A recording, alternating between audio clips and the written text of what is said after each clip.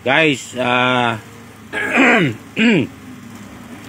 i-share ko lang sa inyo kung paano i-cambio ang Isuzu 8-speed na Dekarate. Ayan, makikita nyo naman sa guide.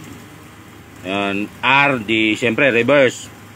Tapos C, ibig sabihin ng C, crawl. Halimbawang pataas kayo or masyadong mabigat yung karga nyo, gagamitin nyo yung C, crawl. Sabihin ng gapang. O, tapos ito na, o. Ito ang primera, segunda katapat niya.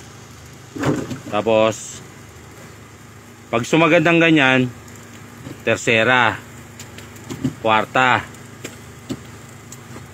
Tapos para makapunta tayo dun sa 5, 6, 7, 8, kaya nga siya tinawag na Dekarate. Yon, may tutunog siya pag kinarating ganon. Tapos mararamdaman nyo, dito na yung sagad nya. Yun na yung 5 nya. Tapos 6.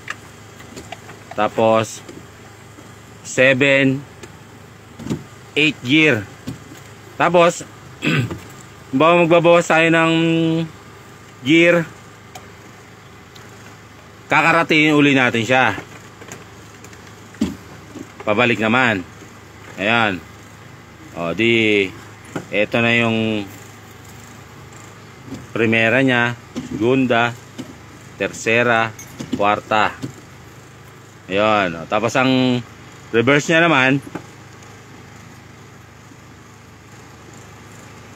yun, sagad na sagad. Tapos tulak.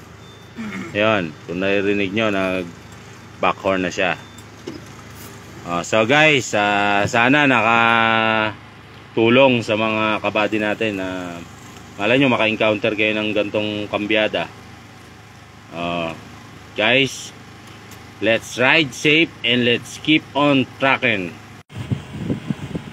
Guys, share ko sa inyo yung pagkambyo ng 8 gear na Isuzu na Dekarate.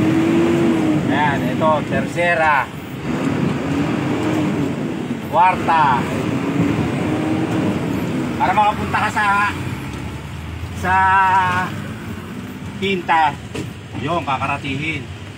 And then quinta na yon, sixta, seventh gear,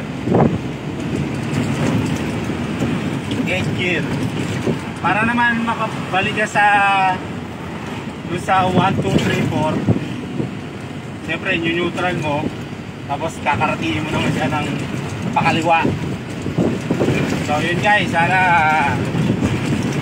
makatulong sa mga kabady natin na makaka-encounter na mga gantong klaseng cambio. So guys, let's ride safe and let's keep on trucking.